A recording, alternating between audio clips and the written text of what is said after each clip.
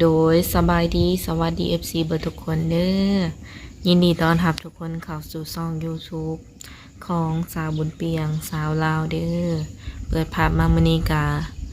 เป็นภาพบรรยากาศหลังจากที่ว่าฝนตกฝนลินมาแล้ว4-5 มื้อทุกคนเลยโดยทั้งสาวบุญเปียงเองก็บ่ได้ออกไปทางใดเนาะเพราะว่า ฝนตกโดยความที่ว่าทางไปทางมากันยากคือจนล่มพอเลยทุกคนในคันว่าขับรถออกไปกันนะสีลมเนาะเพราะว่ามันเป็นดินมืนโดยมื้อนี้ทางสาวเพียงกับสิพา FC เข้าไปโอไปลมกับสาวโสดคือเก่าซึ่งสาวโสดคนนี้เป็นสาวโสดสาวไว้ที่เนาะเป็นสาวขืนใหม่เป็นสาวโสดที่ว่ายังบ่เคยผ่านการแต่งงานเด้อ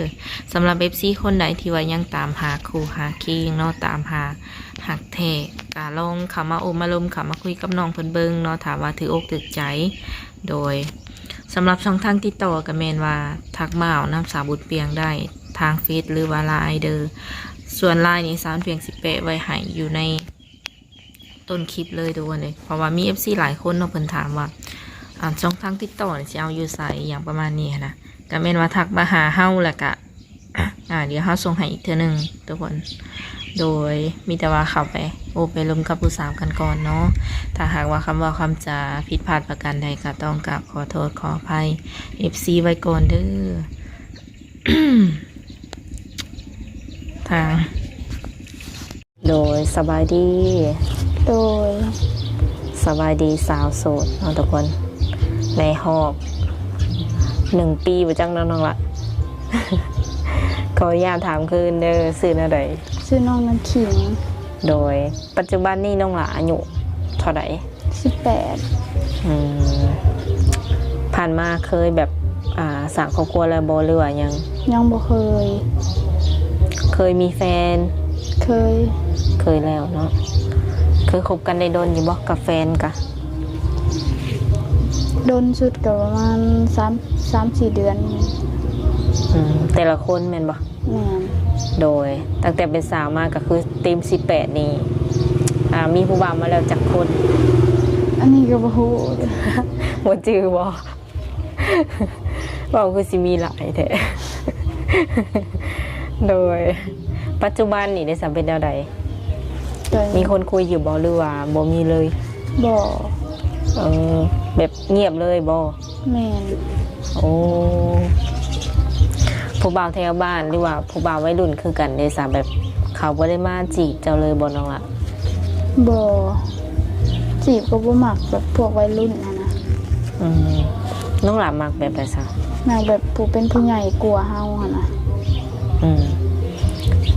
หมายถึงเรื่องอายุบ่หรือว่าแนวใดอายุคือน้องล่ะ18 ปีถ้าว่าผู้บ่าวที่สิเข้ามาร่วมนี่อยากได้ประมาณจักปีขึ้นไปน้องล่ะประมาณ30 ปลายขึ้นไปฮอดจักปีมีจำกัดบ่ประมาณ60หรือ70เนี่ย70ลงมาแม่นยังรับได้อยู่เนาะโดยอันนี้เว้าอีหลีบ่อันเนี้ยแม่น โดยเสกอีกเทื่อนึงเนาะทุกคนเรื่องแบบว่านิสัยใจคอเพิ่นดีน้องหลามักผู้ชายแบบนิสัยเป็นแบบใดนิสัยดีบ่ตบบ่ตีนะ2เนาะมีอย่างอื่นอีกบ่นอกจากนิสัยดีแล้วบ่ตบบ่ตีนี่หรือว่าทอ2อย่างนี่กายหันไปทับได้บ่เลยแม่นและคนที่น้องหลาคิดว่าจะเอามาเป็นแฟนเนาะคิดว่าจะเลือกคนแบบใดเลือกที่หน้าที่การงานบ่หรือว่าเลือกแบบใดสาวไห้สาวนาก็ได้พ่อค้าก็ได้บ่หรือจังไดได้เบิดคะแนนเพิ่นจริงใจกับเฮาอ่ะนะเจ้าบ่ติบ่ที่ว่าเพิ่นเฮ็ดงานเฮ็ดการหยังกะบ่โดยในใจนี่อยากได้ผู้บ่าวทางใดคิดว่าทางใดก็ได้เอาเบิดโดยเลยลืมถามมื้อนี้นี่คือว่าออกมาเปิดใจแม่นบ่แม่นคือในการเปิดใจน้องหลาเปิดใจหาคนคุยซื่อๆบ่หรือว่าอยากได้คู่ชีวิตแล้วคู่ชีวิตพร้อมสร้างครอบครัวแล้วบ่ความหมายนะ ตอนนี้น้องหลาออกโรงเรียนแล้วบ่หรือว่ายังอยู่ ออกแล้ว เรียนฮอดห้องเด้ เรียนของมหาแล้วก็ออก อืมกำลังเรียนจบมปลายเนาะคาดว่าต่ออีก2 ปีโอ้เป็นหยังคือออกกลางคัน ก็อยากออกมาเฮ็ดเวียกเฮ็ดงานนะ อืมแสดงว่าตอนนี้น้องหลาอยู่บ้านแบบบ่ได้เรียนบ่ได้หยังแล้วเนาะ แม่น หรือว่ามีเวียกเฮ็ดบ่ตอนนี้ บ่ โอ้แต่ละมื้อน้องหลาเฮ็ดหยังซะ มีแต่เฮ็ดเวียกอยู่เพื่อนนั่นแหละพวกนึ่งข้าวล้างถ้วยอิหยังหั้นนะ เฮ็ดเวียกเฮือนเวียกซานซอยซอยพ่อซอยแม่ซื่อๆเนาะโดยยังบ่เคยไปเฮ็ดงานอยู่ทางใดบ่หรือว่าเคยแล้ว ยังบ่เคย เคยไปฝั่งไทยอยู่บ่ บ่ ไปหลินซื่อๆนี่ก็บ่ได้เคยเลยโอ้ แบบเป็นมันบ่เหงาบ่น้องหลาแบบแท็กซี่ว่าไดเนาะอยู่แต่เฮือนแต่หยังจังซี่ ตะเหงาอยู่ อืม ไปหาเฮ็ดเวียกไปสมัครเท่านี้ก็อะหยังมันยากอะนะแม่บ่ให้ไปมันแบบขี่รถหับส่งอีหยังมันไกลยันอันตรายอะนะ อืมเคยแบบว่าลองไปสมัครอีหยังอยู่แม่นบ่แต่ว่าแม่เพิ่นยังเป็นห่วง แม่ เพิ่นห่วงแฮงบ่ ก็ห่วง เออเพิ่นยังแบบว่าเพิ่นยังแพงว่าซี่ซั่นเนาะในสายตาเพิ่นนี่เจ้าคือสิยังแบบยังน้อยแฮงเลยแบบว่ายังบ่ทันอยากให้ไปไกลอืมถ้าสมมุติว่าน้องหลาเจอคนที่ว่าเพิ่นมักเจ้าแท้เนาะเพิ่นอยากสร้างครอบครัวเลยอย่างซี่นะเจ้าพร้อมสละโสดอยู่บ่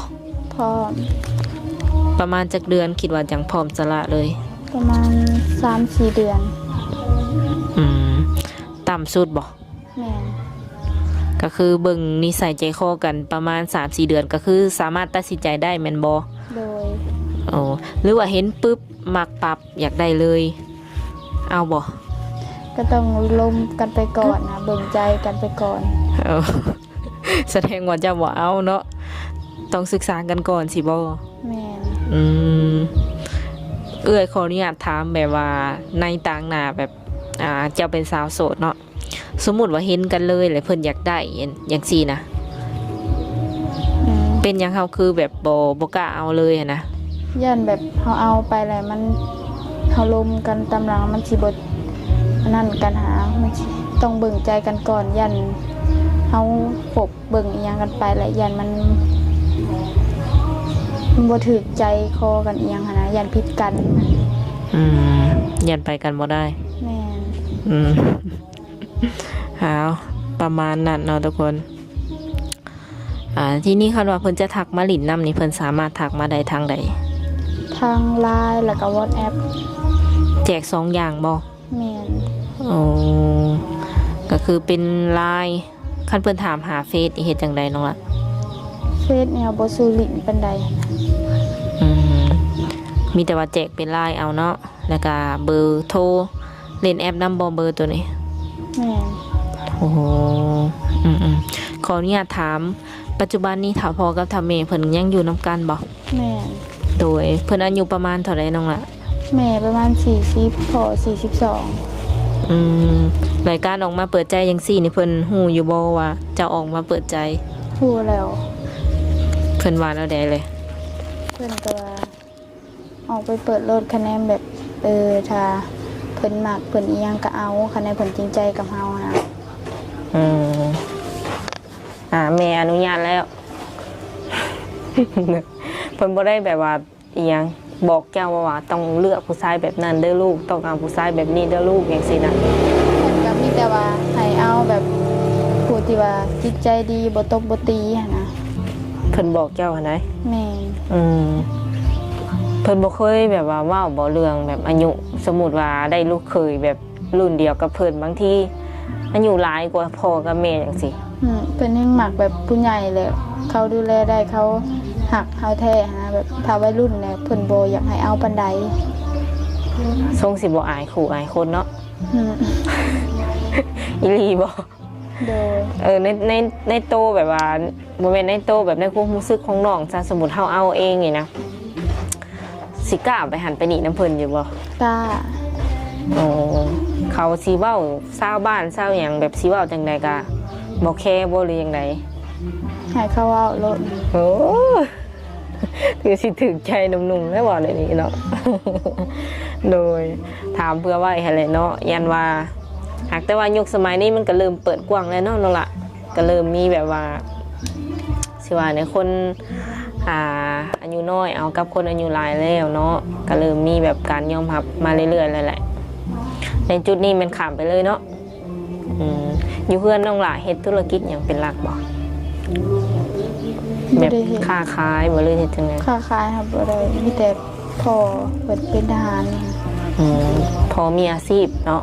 ส่วนแม่ได้จ้ะ แม่ประชาชนชาวไร่ชาวนา โอ้มีไอ้น้องกันจักคนเจ้า อยู่ในเฮือน โดย มี4 คน เจ้าเป็นคนที่เท่าใด คนกก แสดงว่าน้องเจ้ายังน้อยอีหลีบ่ ประมาณ10 ปีเนี่ย อีก3คนนะ บ่อีกคนหนึ่ง โอ้มีไอ้น้องละ2คนที่ว่า4นี่มันรวมทั้งพ่อกับแม่บ่ แม่น โอ้น้องเจ้าผู้หญิงกับผู้ชาย ผู้ชาย โดยเพื่อแล้วเข้าใจว่ามีอันน้องอีก3แล้วก็เจ้าพอดีเป็น4สินะสรุปแล้วเป็น2เนาะเพิ่นก็เฮียนบ่น้องเจ้า แม่น จะเป็นลูกสาวกกจังซี่นี่คันว่าในอนาคตเนาะได้สร้างครอบครัวแท้ๆคือน้องแบบตั้งใจไว้จังซี่เพิ่นสามารถมาแบบขอหรือว่ามาแต่งเอาไปอยู่น้ำเพิ่นนี่ได้อยู่บ่ อันนี้ก็ต้องถามพ่อแม่เบิ่งก่อนนะ ยันแบบแน่ใด เอา ตามพ่อบ่นี่ตามพ่อกับแม่บ่นี่ แม่น โอ้เรื่องการอยู่กันอย่างแม่นต้องถามพ่อกับแม่ก่อนเนาะ คะแนนแบบดูแลลูกเพิ่นได้อิหยังก็เพิ่นอาจสิให้ไปก็ได้นะ ในใจเจ้าได้สะแบบอยากไปอยู่บ่อยากไปอยู่น้ำผัวอยากอยู่น้ำสามีอยู่บ่ในอนาคต อยากไป สมมติว่าอยู่ฝั่งไทยสิไปบ่ ไป หรือว่าอยู่ต่างประเทศเป็นอเมริกาอย่างสิเพิ่นเอาเมียไปอยู่น้ำสิไปบ่ เอาโดยถือว่าสะดวกสบายอันนี้คือในอีกมุมนึงเนาะแล้วในอีกมุมหนึ่งถามว่าเพิ่นอยากมาอยู่ฝั่งลาวน้ำเจ้ามาอยู่ได้บ่ ได้ สามารถมาอยู่เพื่อนอยู่ซ่านน้ำถามพ่อถามแม่เพิ่นได้เลยบ่หรือว่าอยากออกเพื่อน อันนี้ก็ออกเฮือนก็ได้มาอยู่ก็ได้หั้นนะ คือมาอยู่ฝั่งลาวสีออกเพื่อนอยู่ฝั่งลาวเองก็ได้เนาะหรือบ่อยากเฮ็ดก็คือสามารถมาอยู่น้ำถามพ่อถามแม่สั่งสาไปน้ำเพิ่นเลยได้คือกัน โดย น้องหลาก็มักไปหลินไปเที่ยวอยู่บ่ ก็มักดู ไปตลอดบ่หรือว่าจังได บางมื้อไป คือการไปหลินไปเที่ยวของน้องนี่หลินมักหลินแบบใดไปสถานที่ประมาณแบบใด บ่ได้ไปแบบนั้นบางเทื่อมักมาลิ้นอยู่เฮือนหมู่อิหยังหั้นนะ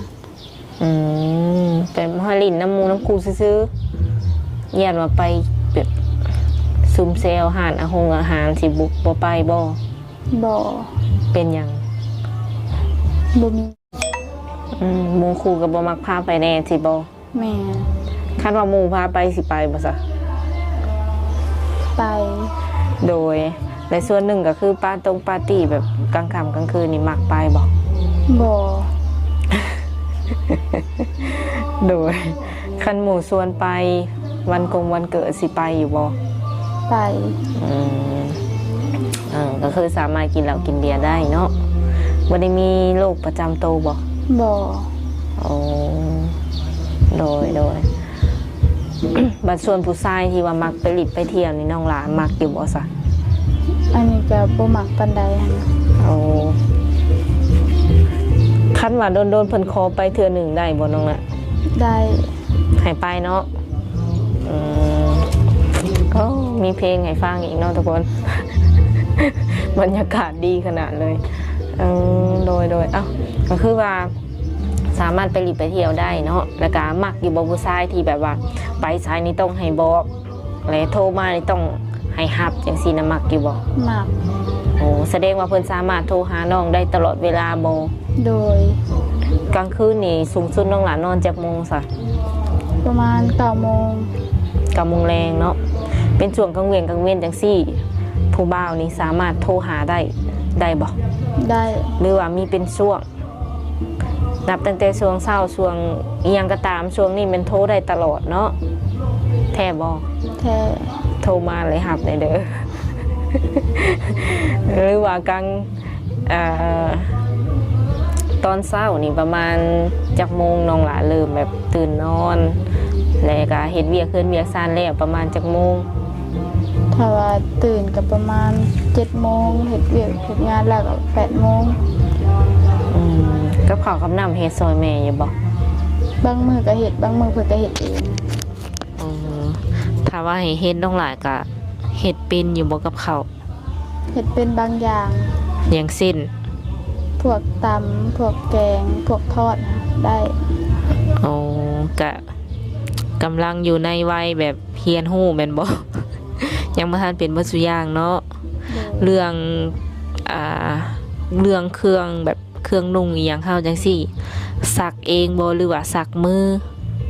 บ่หมายถึงว่าซักเองบ่หรือว่าซักแบบตู้ซักผ้าเคยถามผิด สักเอง บ่ได้ใส่ตู้ซักผ้าบ่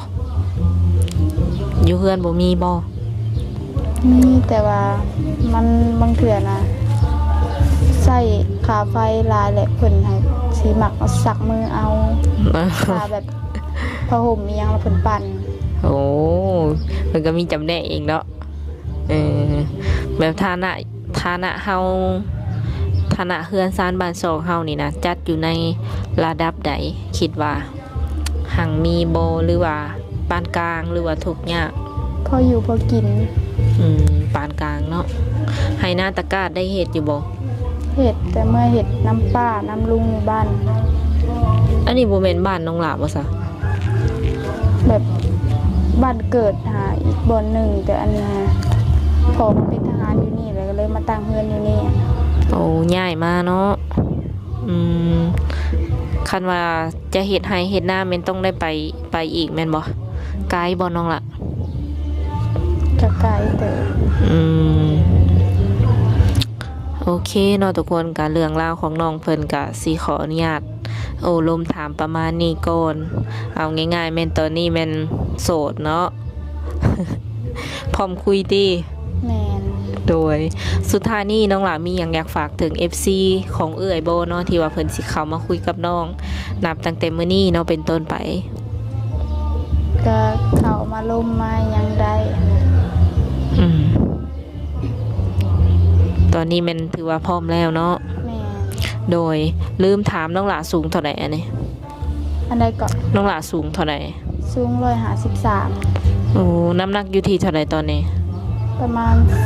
39เนี่ย38 39 โอ้ถือว่าพร้อม เคยแบบว่าน้ำหนักขึ้นอยู่บ่ มันก็ขึ้นอยู่ ขึ้นสูงสุดในฮอดบ่45หรือว่า50ประมาณ41 42ช่วงนี้กินข้าวบ่แซ่บหรือจังได หรือว่าคิดนำผู้บ่าวนี่บ่ แต่โดนแล้วบ่น้องล่ะตั้งแต่แบบเฮาอยู่โสดมาแบบบ่มีผู้บ่าวทักเลยหยังซี่นะโดนแล้วบ่ แต่ประมาณเดือน2 เดือนแหละ แสดงว่าหางก็เหงาเนาะ โอเคทุกคนสุดท้ายนี่ก็สิได้ขออนุญาตโอลมกับเพิ่นประมาณนี้เนาะคันว่ามื้อหน้ามื้อใน FC ให้มาหากะทางเอื้อเองก็สิได้มาหาอีกเทื่อนึง โดย ในใดก็ฝาก FC เอื้อในเด้อเนาะคันว่าเพิ่นทักมากะพยายามตอบเพิ่นแน่คันว่าน้องหลามบ่มักเนาะสมมุติว่าคุยกันไปแล้วแหละเจ้าบ่ถูกใจแม่นให้เจ้าบอกเพิ่นไปตรงๆเด้อ โดย โดยสบายดี